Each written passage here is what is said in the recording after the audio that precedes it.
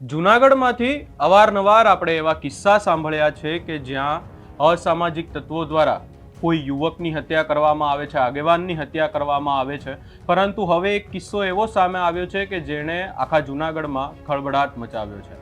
દલિત સમાજના આગેવાન અને આમ આદમી પાર્ટીના નેતાની હત્યા કરી દેવામાં આવી છે અને આ હત્યાને લઈ અને અનેક સવાલો પણ ઊભા થઈ રહ્યા છે. દલિત સમાજ મેદાને આવ્યું છે. શું છે સમગ્ર મામલો, એની વિગતે ચર્ચા કરીશું. નમસ્કાર, હું છું ઉજ્જવલ અને આપ જોઈ રહ્યા છો નિર્ભય ન્યૂઝ.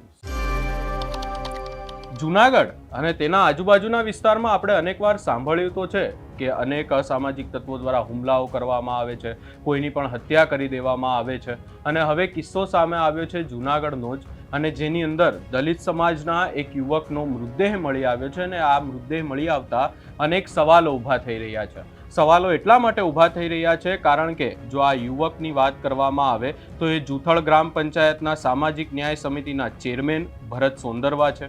એમનો મૃતદેહ એમના માસીના ઘર પાસેથી જ મળી આવ્યો છે, તાલાળામાંથી. ને આ આખી બાબતને લઈ અને અનેક સવાલો ઊભા થઈ રહ્યા છે. આ સમગ્ર બાબતને લઈ અને જિગ્નેશ મેવાણી પણ મેદાને આવ્યા છે અને તેમના દ્વારા શું કહેવામાં આવ્યું સૌપ્રથમ એ સાંભળી લઈએ અને ત્યારબાદ આ જે હત્યા કરવામાં આવી છે એને લઈ અને સવાલો કેમ ઊભા થઈ રહ્યા છે એની પણ ચર્ચા કરીશું. હમણાં જ સમાચાર મળ્યા કે જૂનાગઢ જિલ્લાના માળિયા તાલુકાના જૂથળ ગ્રામ પંચાયતના સામાજિક ન્યાય સમિતિના ચેરમેન સાથી ભરતભાઈ સોંદરવાની ગઈકાલે લાશ મળી છે. મોટાભાગે એમની હત્યા કરવામાં આવી છે અને આ લાશ મળી છે ગીર સોમનાથના તાલાળાથી. તો આપ તમામ લોકોને હું વિનંતી કરું છું કે જ્યાં સુધી ભરતભાઈ સોંદરની હત્યા કરનારા તમામ આરોપીની ધરપકડ ન થાય ત્યાં સુધી આપણે લાશનો સ્વીકાર કરવો જોઈએ નહીં. એમના પરિવારજનોને હું શ્રદ્ધાંજલિ પાઠવું છું, આપણે બધા જ પાઠવીએ છીએ, પણ ન્યાય પણ એટલો જ જરૂરી છે. એટલે તમામ લોકોને આ વિડીયોના માધ્યમથી અપીલ કરું છું કે ભરતભાઈ સોંદરવા એ ફક્ત ગામની આખા તાલુકા અને જિલ્લા માટે દોડનારો, લડનારો, મથનારો માણસ હતો. ગરીબ માણસના ન્યાયની લડતમાં હંમેશા અગ્રેસર રહેતો. આવા વ્યક્તિને ન્યાય મળે એ જોવાની જવાબદારી આપણી બધાની છે. એટલે વિડીયોના માધ્યમથી અપીલ કરું છું કે ત્યાં સુધી લાશનો સ્વીકાર આપણા દ્વારા નહીં થવો જોઈએ જ્યાં સુધી આ કેસમાં તમામ આરોપીઓની સામે ગુનો દાખલ કરી દરેક આરોપીને જેલના સળિયા પાછળ મોકલવામાં ન આવે. હમણાં જ સમાચાર મળ્યા કે જૂનાગઢ જિલ્લાના માળિયા તાલુકાના જૂથળ ગ્રામ પંચાયતના સામાજિક ન્યાય સમિતિના ચેરમેન સાથી ભરતભાઈ સોંદરવાની ગઈકાલે લાશ મળી છે.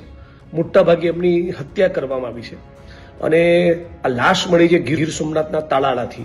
તો આપ તમામ લોકોને હું વિનંતી કરું છું કે જ્યાં સુધી ભરતભાઈ સોંદરની હત્યા કરનારા તમામ આરોપીની ધરપકડ ન થાય ત્યાં સુધી આપણે લાશનો સ્વીકાર કરવો જોઈએ નહીં. એમના પરિવારજનોને હું શ્રદ્ધાંજલિ પાઠવું છું, આપણે બધા જ પાઠવીએ છીએ, પણ ન્યાય પણ એટલો જ જરૂરી છે. એટલે તમામ લોકોને આ વિડીયોના માધ્યમથી અપીલ કરું છું કે ભરતભાઈ સોંદરવા એ ફક્ત ગામની આખા તાલુકા અને જિલ્લા માટે દોડનારો, લડનારો, મથનારો માણસ હતો. ગરીબ માણસના ન્યાયની લડતમાં હંમેશા અગ્રેસર રહેતો. આવા વ્યક્તિને ન્યાય મળે એ જોવાની જવાબદારી આપણી બધાની છે. એટલે વિડીયોના માધ્યમથી અપીલ કરું છું કે ત્યાં સુધી લાશનો સ્વીકાર આપણા દ્વારા નહીં થવો જોઈએ જ્યાં સુધી આ કેસમાં તમામ આરોપીઓની સામે ગુનો દાખલ કરી દરેક આરોપીને જેલના સળિયા પાછળ મોકલવામાં ન આવે. જિગ્નેશ મેવાણીને તો તમે સાંભળ્યા. હવે અહીંયા વાત એવી થઈ રહી છે કે જ્યાં સુધી આ જે હત્યા થઈ છે એનો આખો ભેદ ન ઉકેલાય, જ્યાં સુધી આ યુવકને ન્યાય નહીં મળે ત્યાં સુધી મૃતદેહ સ્વીકારવામાં નહીં આવે. હવે જો વાત કરીએ કે આ યુવક શું હતા, શું કરતા હતા, તો એ દલિત સમાજના એક અગ્રણી હતા, આગેવાન હતા અને તેમના દ્વારા દલિત સમાજના અનેક પ્રશ્નોને લઈ અને લડાઈ પણ આપવામાં આવતી હતી. મેંદરડા અને ગોંડલના જે દલિત સમાજના પ્રશ્નો છે એને લઈ અને તેઓ સતત એમની આગેવાનીમાં સવાલો ઊભા કરવામાં આવતા હતા, વિરોધ કરવામાં આવતા અને એનાથી પણ વધારે તેઓ રાજકીય રીતે આમ આદમી પાર્ટી સાથે જોડાયેલા છે. હજી સુધી આમ આદમી પાર્ટીના કોઈ પણ નેતા આખી બાબતને લઈ અને મેદાને નથી આવ્યા, પરંતુ કોંગ્રેસના જિગ્નેશ મેવાણી મેદાને આવ્યા છે અને તેમણે ન્યાયની માંગણી કરી છે. જોવાનું રહેશે કે આગામી સમયમાં આખી બાબતને લઈ અને આ જે આમ આદમી પાર્ટીના કોઈ નેતા મેદાને આવે છે કે નહીં, ન્યાયની માંગણી કરે છે કે નહીં. એની સાથે હાલ જો વાત કરવામાં આવે પોલીસની કાર્યવાહીની, તો પોલીસ દ્વારા આખી બાબતને લઈ અને કાર્યવાહી હાથ ધરવામાં આવી છે. મૃતદેહને પોસ્ટમોર્ટમ માટે પણ મોકલવામાં આવ્યો છે. જ્યાંથી મૃતદેહ મળી આવ્યો એ ઘટના સ્થળે પોલીસ દ્વારા તપાસ હાથ ધરવામાં આવી છે. હવે આખી બાબતને લઈ અને જોવાનું રહેશે કે આમની જે હત્યા થઈ એ હત્યાની પાછળ કોણ જવાબદાર છે, કોના દ્વારા હત્યા કરવામાં આવી કે પછી કોઈ બીજો મામલો છે.